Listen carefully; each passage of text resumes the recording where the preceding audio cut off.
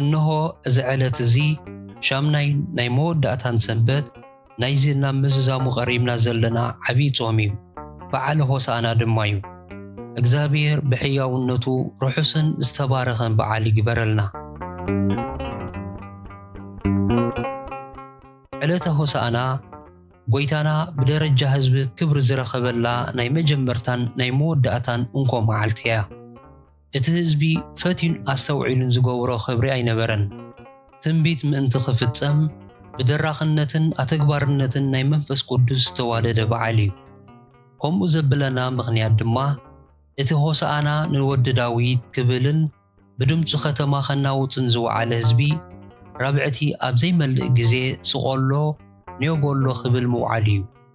ጎይታናን መድሓኒናን ኢየሱስ ክርስቶስ ናይ ንጉስ ክብሪ ከም ዝረክብ ብገላጽነት መንፈስ ቅዱስ ቅዱሳን ነቢያት ተዛሪቦም ነበሩ። ሆሳዕና ናይ ቋንቋ ዕብራይስጥ ቃል ኮይኑ ብትግርኛ ምዝትርጎም ኣድሕን ኮታ ማለት እዩ።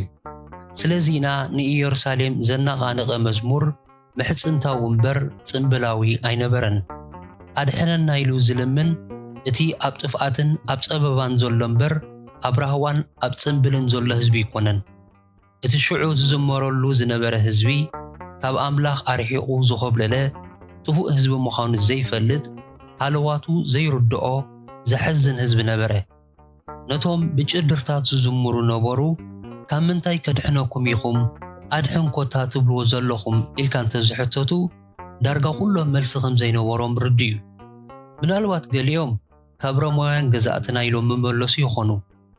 ብዛዕባ መንፈሳዊ ሃለዋት ናይቲ ህዝቢ ቁኑዕ ስምዒት ዘንጸባርቕ ግን እቲ ኣምላኽ ድሕነትን ንጉስ ጽድቅን ዝኾነ ጎይታና ጥራሕ እዩ። እታ ከተማ ብምልእታ ብመዝሙር ክትጭድረሉ ኸላ ንሱ ኸኣ ንበይኑ የልቅሰላ ነበረ። ናብቲ ናቱ ስምዒት ኣትዮም ካብቲ ዝጽበዮም ዝነበረ ጥፍኣት ከድሕኖም ንርእሶም እናልቀሱላ ኣድሕነና ኾታ እንተዝብሉ ነይሮም ግን ነቲ ድሕነት ኣይምስኣንዎን ንግዜ ምሕረቶም ድማ ኣይመኸሰርዎን ነይሮም። እምበኣር ንሕና እውን በቲ ጌጎኦም ለቢምና ካብቲ ናታቶም ዝሓይሽ ክንገብር እዚ በዓለ ሆሳዕና ይብድሃና ኣሎ። ነቲ በዓል ቀረባ ነቲ ድሕነት ግን ርሑቓት ኮይና ኸይንህሉ ርእስና ክንምርምረሉ ዝተሰርዐልና በዓልን ዘመን እዩ። ዝስዕብ ዘሎ ሰሙነ ሕማማት ወይ ዘመነ ሕማማት እዩ ዝበሃል። ጎይታና ምእንታና ብዛዕባ ዝተሰቕሎ ስቓይ ነስተንትነሉ ሰሙን እዩ። ነቲ ኣድሕን ኮታ ዝብል ምሕፅንታ ጎይታና ከይደንጌ ብውቡ እዩ መሊስዎ። ብደሙን ሞቱን ብትንሳኤን ስለ ዘድሓነና ባዕሉ ፈትዩ መስዋዕቲ ሓጢኣትና ንምዃን ርእሱ ወፈየ። ስለዚ ዕለተ ሆሳዕናን ዕለተ ስቕለትን ብወዝቢ ዝተጋጠመ ዘይኮነስ በእምሮ መለኮት ዝተዋሃደ መስተንክር ምኽሪ እዩ። ስቕለት ጎይታና መልሲ ናይ ሆሳዕና እዩ። ብኻልእ ኣዘራርባ ሆሳዕና ናይ ስቕለቱ ጽምብል ክበሃል ይከኣል እዩ ጥራሕ ዘይኮነስ ክበሃል ይግባእ እዩ። ኣይሁድ ብዛዕባ ድሕነቶም ብዓውታ ዘሚሮምን ለሚኖምን ከብቅዑ ነቲ መድሓንን ነቲ ንሱ ዝሃቦ ድሕነትን ግን ኔውበሎ ኢሎም ነጸግዎ። ንሕና ኸኣ ክርስቲያን ህዝቢ ንክርስቶስ ተቐበለን ዝኣመንን ህዝቢ ክነስና ኣብቲ ግብራዊ ናብራና ግን ካብ ድሕነት ረሒቕና ከይንህሉ ብዛዕባ ርእስና ክንፈርህ የድልየና። ነቢ ኤርምያስ ብዛዕባ ህዝቢ ኣይሁድ እንሆ ንስኻትኩም ኣብ ዘይጠቅም ቃላት ሓሶት ትውከሉ ኣለኹም።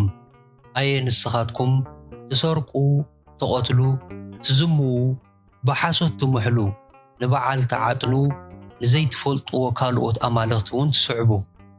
ናብዚ መጺእኩም ከኣ ኣብዛ ብስመይ ዝተሰመየት ቤት ኣብ ቅድመይ ኮይንኩም ኩሉ እዚ ፍንፉን ግብሪ እዚ ምእንቲ ክትገብሩ ድሑናት ኢና ትብሉ ኣለኹም። እዛ ብስመይ ዝተሰመየት ቤት ዶ ኣብ ቅድሚ ዓይንኹም በዓት ትጓሓል ኮነት? እንሆ ኣነ ባዕለይ ርእየ ይብል እግዚኣብሔር ዝበሎ ቃል ወርትግ ንዘክር። ትንቢት ኤርምያስ ምዕራፍ 7 ፍቕዲ 8 ክሳብ 11። እዚ ቃል ትንቢት እዚ ኣብ መዓልቲ ሆሳዕና እዩ ፍጻሚኡ ዝተጋህደ። ንሳቶም እናዘመሩ ጎይታ ግን እናልቀሰ ናብ ቤተ መቕደስ ምስ በጽሑ ኣብኡ ዝጸንሖ ጉሕለትን ርኽሰትን ብቁጣዓ ከም ዝቃጸል ገበሮ። ብዘይ ዝኾነ ሓጋዚ ድማ ነቲ መቕደስ ንበይኑ ኮይኑ ኣጽረዮ። እዚ ተግባር እዚ ናይቲ እናልቀሰ ዝተዛረቦ ፍርዳዊ ትንቢት ንእሽቶ ነጸብራቕ ዝነበረ ከምቲ ዝበሎ ድማ እቲ ፍርዲ ኣብ 70 ዓመተ ምህረት ብግብሪ ተፈጸመ እቲ ህዝብን እታ ከተማን እቲ ቤተ መቕደስን ብሓንሳእ ፈረሰን ተደምሰሰን